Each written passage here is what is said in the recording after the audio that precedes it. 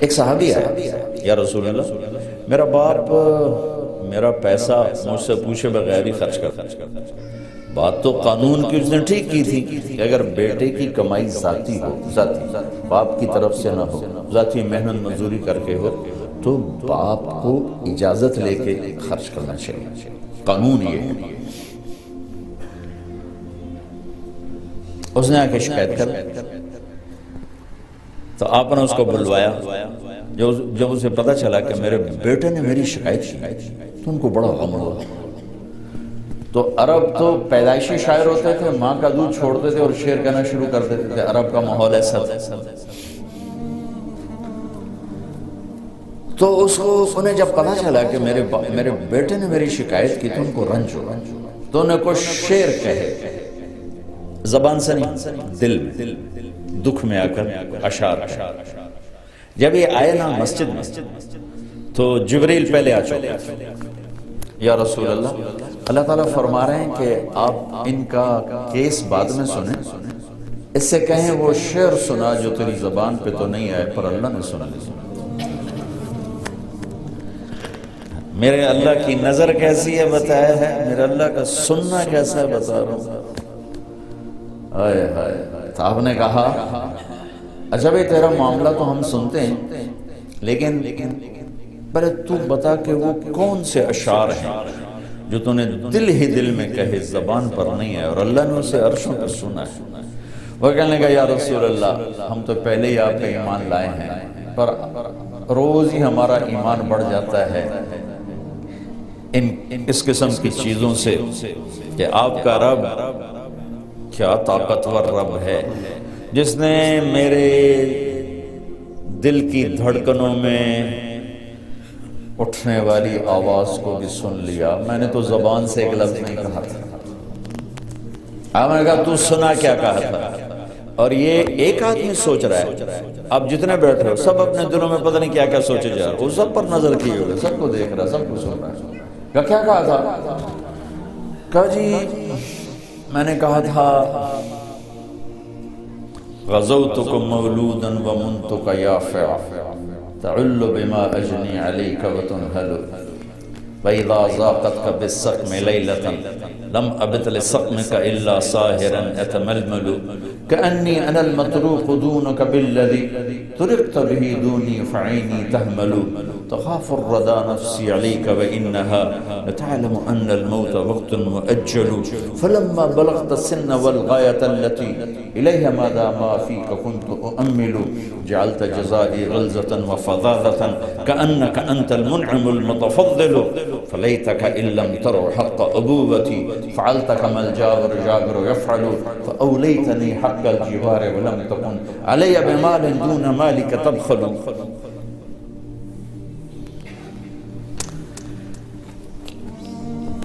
کیا کلام ہے، میں کہاں سے ترجمہ کروں؟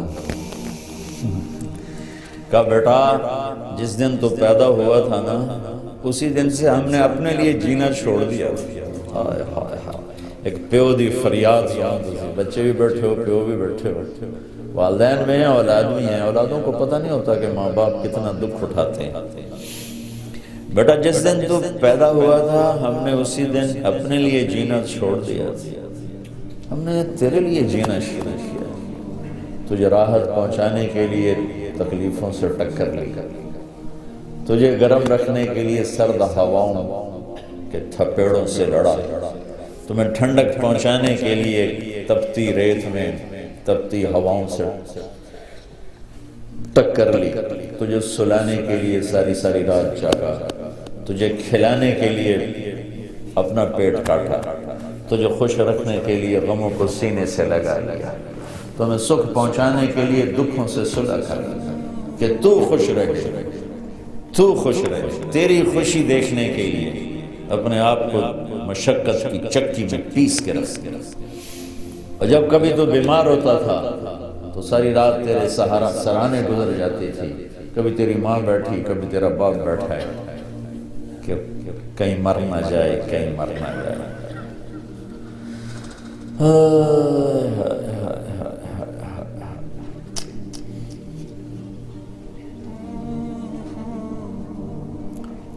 اور حالانکہ موت کا وقت تو مقرر ہے، اپنے وقت پر ہی آنا ہے، لیکن تیری بیماری ہزاروں شک پیدا کر دیتی تھی،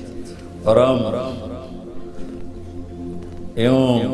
تیرے سرانے بیٹھ کر کبھی تیرے رب کو پکارتے، کبھی دوا دارو کی طرف بھاگتے، کبھی اللہ کو پکارتے، کبھی ڈاکٹروں کے پاس جاتے کہ ہمارا بچہ بچ جائے، حالانکہ موت نے تو وقت پر ہی آنا ہوتا ہے، لیکن تیری بیماری ہمیں تڑپا دیتی، رلا دیتی، پگھلا دیتی، کھلا دیتی۔ اس طرح دن رات کی چکی چلی، زمانے کی گردش نے میری ہڈیوں کا رس نکالا اور تیری ہڈیوں میں ڈالا، میرے بال سفید ہوتے گئے، تیری جوانی پروان چڑھتی گئی، اور دن رات کی مشقت نے تیری کمر کو سیدھا کیا، میری کمر کو ٹیڑھا کر دیا،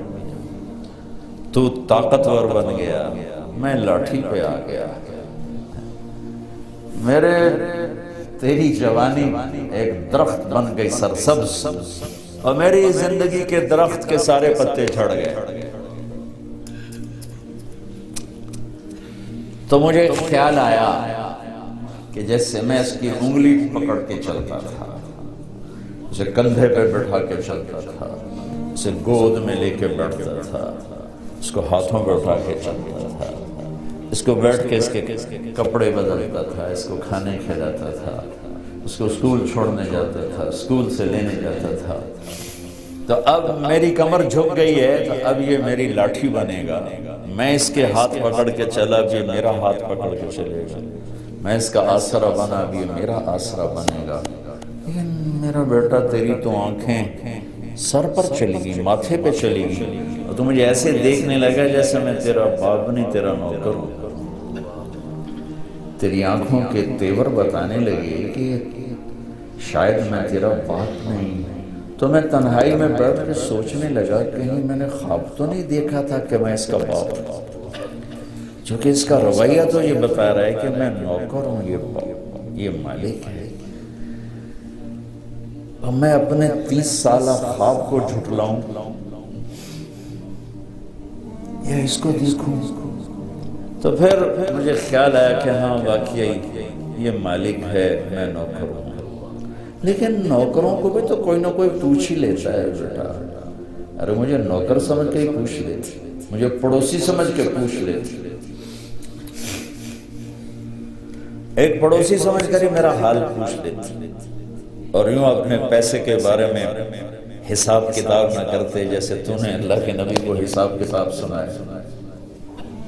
میں ان اشعار میں اتنا درد ہے کہ میں جتنا بھی تعبیر لاؤں نہ میں اس کو ادھر شفٹ نہیں کر سکتا۔ آپ اس سے اندازہ لگاؤ جو میں بتانے لگا کہ اللہ کے نبی کا روتے روتے برا حال ہو اور داڑھی آنسوں سے سر ہو، اتنا روئے کہ داڑھی آنسوں سے۔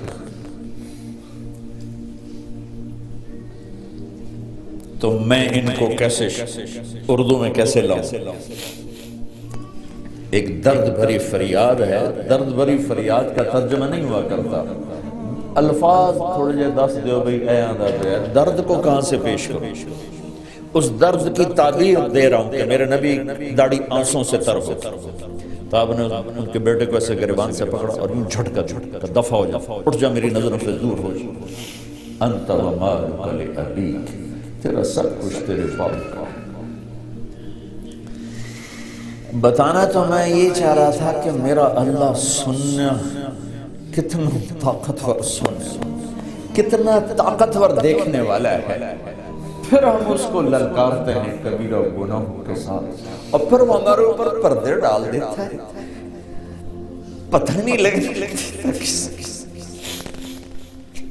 لوگوں کی نظر میں وہ بڑا شریف چودھری صاحب، نواب صاحب، مولانا صاحب، اور اللہ کی نظر میں بدماش ہے، تو اللہ اس کی رات کو دیکھتا ہے کہ کیسے گزرے، اللہ اس کے دل کو دیکھ رہا ہے کیا سوچ رہا ہے، اللہ اس کی نظر کو دیکھ رہا ہے کیوں دیکھ رہے ہیں، کدھر دیکھ رہے ہیں، کیا دیکھ رہے ہیں۔ میں قربان جاؤں، صبح اٹھتے ہیں کسی کو پتہ ہی نہیں لگنے دیتا کہ رات کیسے گزری، دن کیسے۔ اس لیے میرا اللہ گلہ کرتا ہے، یا ابن آدم اذکرک وتنسا، پھر بندے میں تو تمہیں یاد رکھتا ہوں، تو ہی مجھے بھولتا ہے۔ اولادیں بھولتی ہیں، ماں پہ کتنے بھولتے ہیں؟ کبھی ماں پہ بھی بھولے، اولاد ہمیشہ اولادیں بھولتی ہیں۔ تو میرا اللہ گلہ کرتا ہے اذکرک وتنسا، میں تو تمہیں کبھی نہیں بھولتا، تم کیوں بھول گئے؟ وَأَسْتَغْفِرُكَ وَلَا تَخْشَىٰ، میں تیرے گناہوں کو کیسے چھپاتا ہوں، تو پھر بھی مجھ سے حیا نہیں کرتا۔ میں چاہوں تو تجھے رسوا کر کے ننگا کر کے کھڑا کرنا، لیکن تیرے سارے رات کے، دن کے، اندھیرے کے، اجالے کے، تنہائی کے سارے گناہوں کو یوں چھپاتا ہوں کہ کسی کو پتہ ہی نہیں چلنے گا تو کیا کر رہا ہے، لیکن تجھے پھر بھی مجھ سے شرم نہیں آتی۔ وَلَا تَخْشَىٰ خیری الیک ناظر وشرک الی صاعد، صبح سے شام تک جو کچھ تو کرتا ہے میں دیکھتا ہوں، اس کے باوجود جب رات آتی ہے تو تم ایسے سلاتا ہوں جیسے تو نے میرے کوئی نافرمانی کی۔ سارا دن تو نے شراب بیچی، سارا دن تو نے جوئے میں گزارا، سارا دن تو نے ایک نماز نہیں پڑھی، سارا دن تو نے جھوٹ بولا، سارا دن تو نے یہ کیا وہ کیا، جب رات آئی تو میں نے نیند سے کہا جا میرے بندے کو سلا۔ وَإِنِّي أَكْلَأُهُمْ فِي مَضَاجِعِهِمْ كَأَنَّهُمْ لَمْ يَعْصُونِي، صبح سے شام تک تیرا دین جیسے گزرا، رات کو تو میں تمہیں الٹا لٹکاتا، میں کہتا نہیں میرا بندہ بندی سلا دو، شاید کبھی اسے توبہ کا خیال آ جائے، شاید کبھی اس کی ہماری دوستی لگ ہی جائے۔ دیکھو بڑے لوگوں سے دوستی لگانے کے لیے ایمان بیچنا پڑتا ہے، ضمیر کو مارنا پڑتا ہے، غیرت کے سودے کرنے پڑتے ہیں، کیا حلال حرام کے قصے